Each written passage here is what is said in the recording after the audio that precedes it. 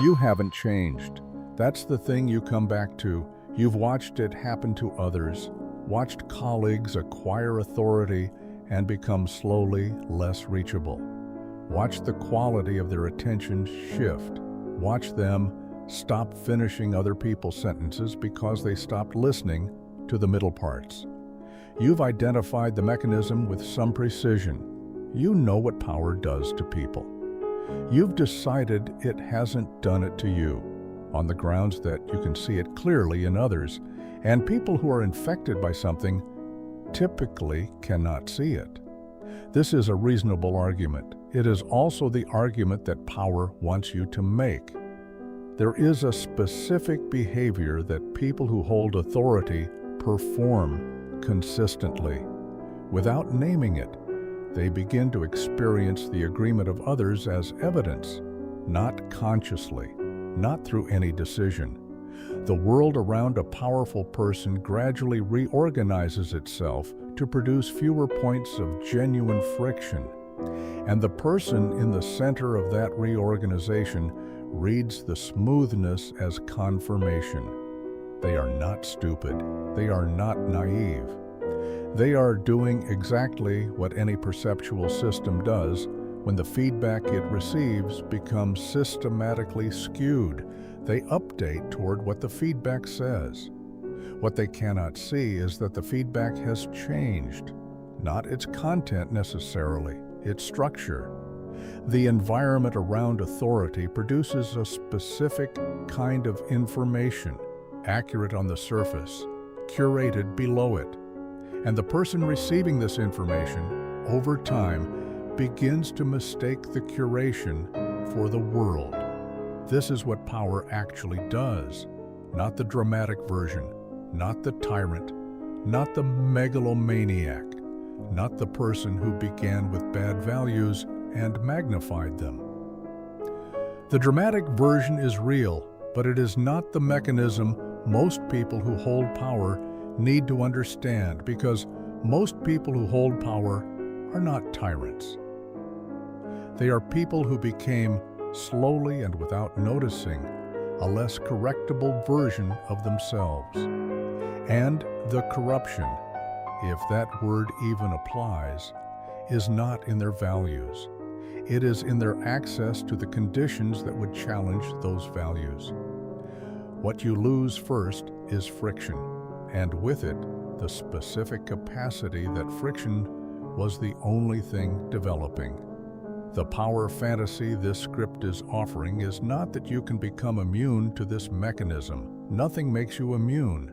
The fantasy, and it is a real one, not a consolation, is that you can see the mechanism clearly enough to stop mistaking its outputs for reality. The powerful person who knows what their environment is doing has something the unaware one does not: a gap between the curated feedback and their interpretation of it. That gap is small. It is not nothing. If you've encountered ideas here that you haven't found elsewhere, subscribe. It's how this work reaches the people it was built for. The environment around a powerful person is not reorganizing itself through any conspiracy. It is doing what social environments always do in the presence of authority. It is producing the responses most likely to sustain its position within that authority's orbit. This is not sycophancy in the crass sense. It is something far more ordinary and far more corrosive. It is the thousand small adjustments, the slightly softened objection, the question not asked, the reading of your mood before the meeting starts, that constitute collectively a transformation in the quality of the information you receive. The people around you are not lying to you. They are optimizing for a specific outcome within a specific social structure, the way humans always do. And the outcome they are optimizing for is not the delivery of truth. It is the management of the relationship. Most powerful people know this in the abstract. What they do not know, because they cannot know it from inside the position, is how thoroughly it has already happened. The adjustment is not dramatic, it is incremental. Each individual moment of softened feedback is almost indistinguishable from genuine deference. The problem is not any single moment. It is what the accumulation of those moments does to the listener's calibration over years. Now bring in Nietzsche, and the mechanism becomes specific in a way that changes what you are looking at. Nietzsche's analysis of the powerful type is almost always read as an endorsement. The noble, the self-determining, the one who creates values from inside rather than inheriting them from the herd. But Nietzsche was not naive about what power does to the person who holds it, and there is a reading of his work that most people miss because it cuts in the uncomfortable direction. The noble type, in Nietzsche's frame, is defined precisely by their capacity to encounter resistance, to be genuinely tested by something outside their own preferences, and to be shaped by that encounter. The will to power, properly understood, is not the will to dominate, but the will to extend one's capacity through genuine contact with resistance. It is a will that requires friction in order to remain itself. What happens when the friction disappears is not that the will to power strengthens, it softens. It begins to operate on a surface that no longer pushes back. And a force that meets no resistance does not become more powerful. It loses the very quality that made it powerful in the first place. It expands without deepening. The powerful person in an environment stripped of genuine challenge is, in Nietzsche's frame, undergoing a specific deterioration that looks, from the outside and increasingly from the inside, like growth. This is the inversion that power installs. The environment produces more agreement, which the person reads as more accurate perception, which produces greater confidence, which produces less tolerance for the specific kind of challenge that would correct the growing gap. The loop is self-sealing. And it is self-sealing precisely because it proceeds through the person's own interpretive apparatus, which has been gradually recalibrated by the environment to produce the same result. Confidence, validation, the sensation of accurate perception from inputs that increasingly do not warrant it. You think the self-awareness is the check on the system.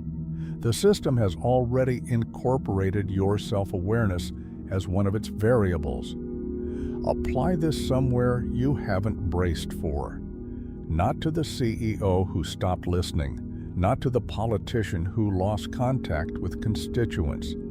Apply it to the person in a relationship where the power differential is smaller, but the mechanism is identical. The parent who has held authority over a household long enough that their children have learned not to bring certain kinds of trouble, not to name certain kinds of tension, not to say the thing that will require a difficult conversation they know from experience will end with their position unchanged.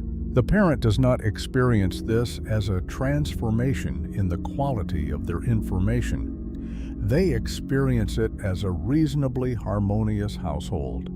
They are reading the managed peace as evidence of genuine well-being. The thing they cannot see is what the household looks like from the other side of the power differential. Arendt identified the human capacity for genuine thinking as the specific faculty that the banality of evil was organized around, and she was precise about what she meant by thinking in a way that her popularizers usually are not. Thinking, for Arendt, was not cognition. It was not the capacity to process information or arrive at conclusions. It was the internal activity of genuine self-interrogation.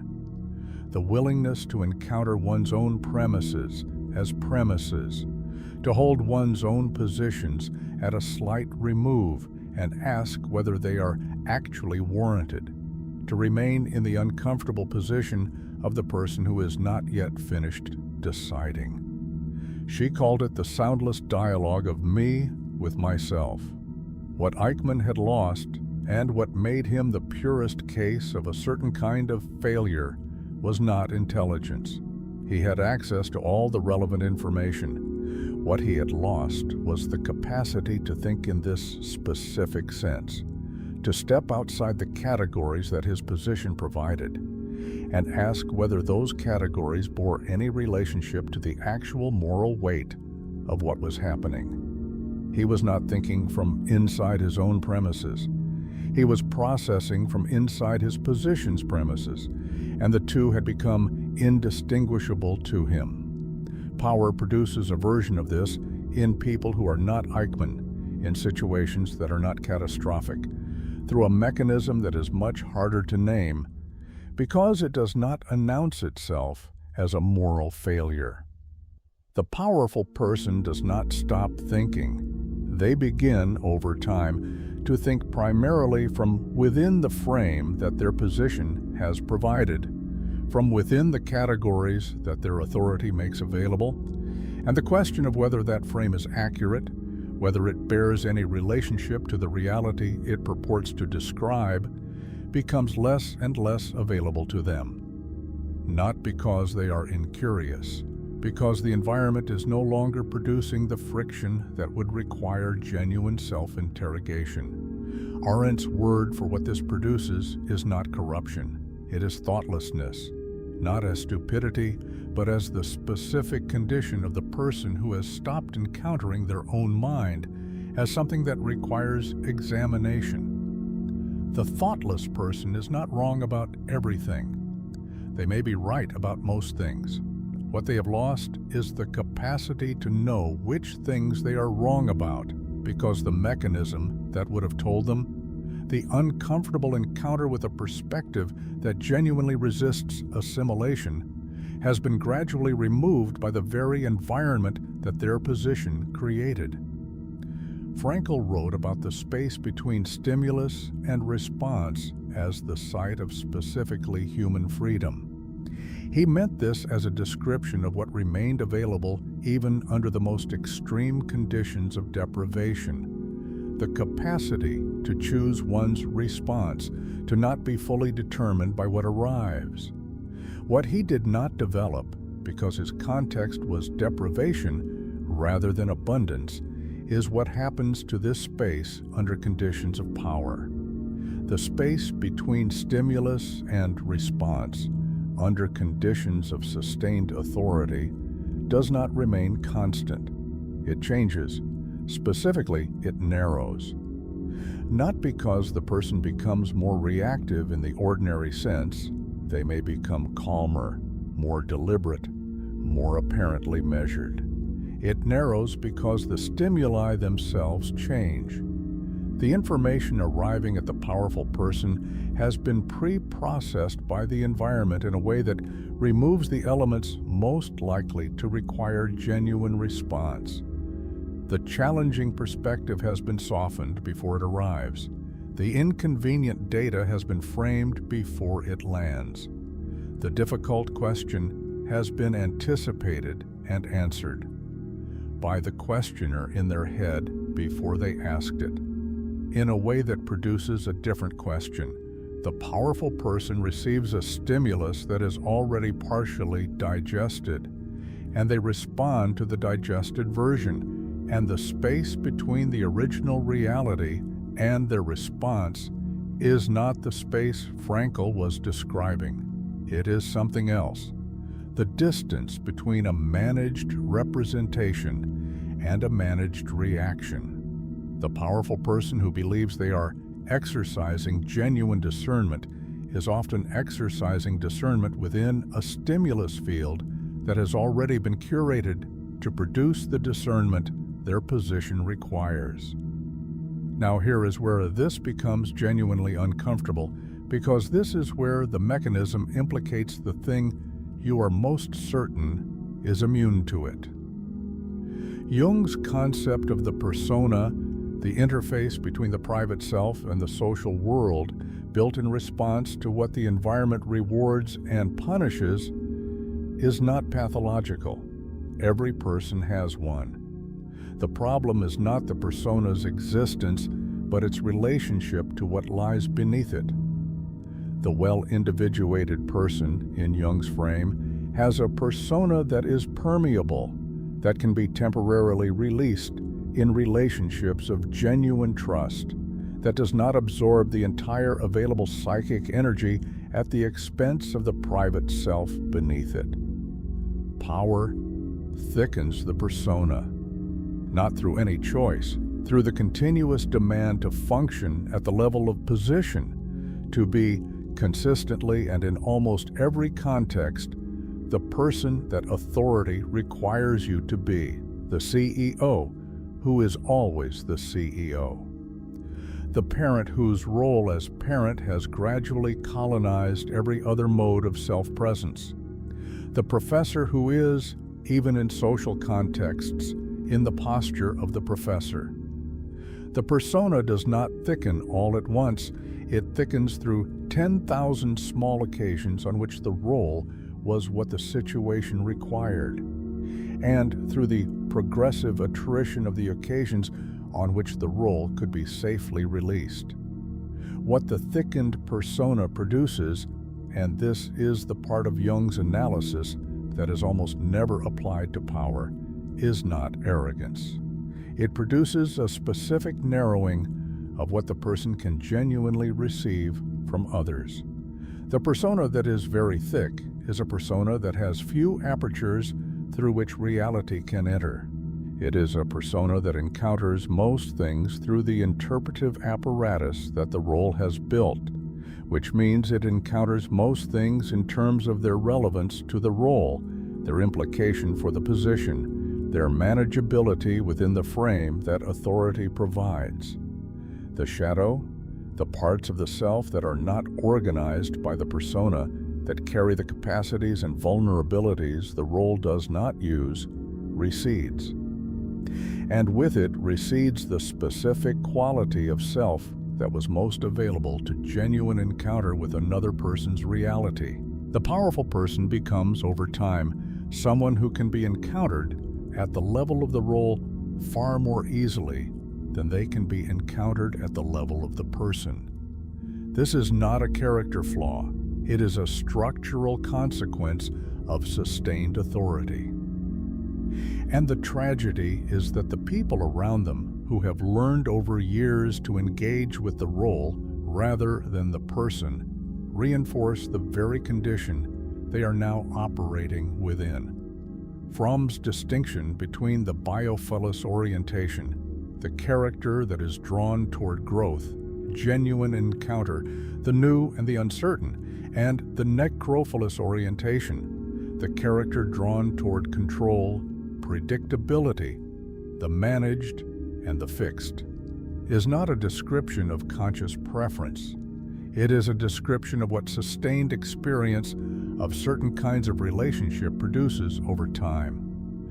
The person who lives within a social environment structured around their authority, in which the primary available mode of encounter is the managed encounter, gradually develops an orientation toward experience that looks like preference for stability and feels like maturity, but is, in Fromm's analysis, the progressive narrowing of the capacity for genuine contact with what is alive and uncertain in the world.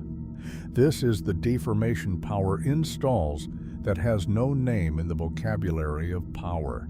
The corrupt official, the abusive boss, the grandiose leader, these are recognizable failure modes, and they are not what is being described.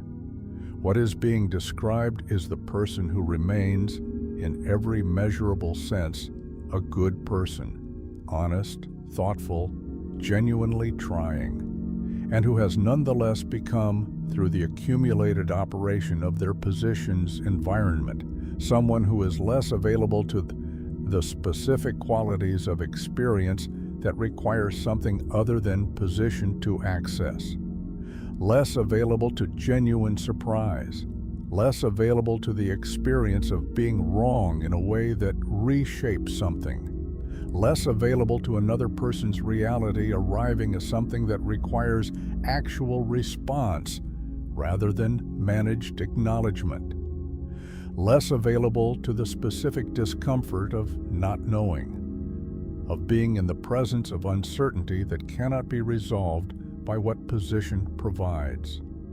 The self-awareness does not protect against this because the self-awareness is itself operating within the environment that position creates. The self-aware, powerful person is self-aware within the frame that their authority has built. They can see many things from inside that frame. What they cannot see is the frame itself, which is precisely what they would need to step outside of to see. There is a specific thing, that happens to powerful people in moments of genuine disagreement that most of them have never noticed. When someone genuinely pushes back, not the softened version, but the real thing, the objection that does not arrive pre-managed, the challenge that actually requires something, the powerful person often experiences this as a quality failure in the challenger rather than as useful information. This is not arrogance in the obvious sense. It feels from the inside like discernment. The challenge seems to reflect a misunderstanding, an insufficient grasp of the complexity, a failure to appreciate the constraints that position has made visible. The content of the pushback is evaluated through the apparatus of the position, which consistently finds it wanting, and the finding seems like an objective assessment. This is the feedback loop completing itself. The environment produces fewer genuine challenges, which means the person's apparatus for encountering genuine challenges atrophies through disuse, which means that when a genuine challenge does arrive, the apparatus is not calibrated to receive it as such. It processes it as noise. The signal has been removed from the person's perceptual vocabulary by the same process that removed it from the environment. The most dangerous version of this is not the powerful person who cannot hear criticism. The most dangerous version is the one who can hear it, who can repeat it back accurately, who can demonstrate understanding of the other person's position, and who nonetheless returns, having processed it, to something structurally indistinguishable from their original position. This person experiences themselves as genuinely open. They have gone through the motions of openness. What they have not done, because the apparatus is no longer calibrated to do it, is allowed the criticism to do something to them. You think the conversation changed your mind. It changed what you said. Nietzsche's phrase for the human being who has not undergone genuine self-examination is not flattering, but it is precise. They remain what the circumstances made them. The person who has not chosen, deliberately at cost, against the path of least resistance, who they are, has a character that is primarily a function of what their environment required of them. Power does not change you dramatically. It amplifies what the circumstances already made you and removes the friction that might have required you to change it. The question this produces, and it is a question that does not have a clean answer from inside the position, is what remains when you subtract what the position has installed. Not who you were before authority, because that person also does not exist in a recoverable form, but who you are beneath the apparatus that the environment has built around you. What you actually think before the thinking gets processed through the frame. What you actually feel before the feeling gets managed toward what the role requires of feeling. The answer to this question is not available without friction, not the friction of criticism which the position has learned to process. The friction of genuine encounter, with someone who does not need anything from your authority, who has no stake in managing the relationship, who will respond to what you actually say rather than to what your position implies you mean. These encounters are rare for powerful people. They become rarer. And the self that remains visible in their absence is not the self. It is the persona operating so completely that the distinction has become difficult even for the person inside it to make. There is no resolution here. That is not a failure of the analysis. It is the analysis. The person who holds power and wants to remain correctable cannot simply decide to remain correctable. The corrective mechanism is structural, and structure cannot be overridden by intention.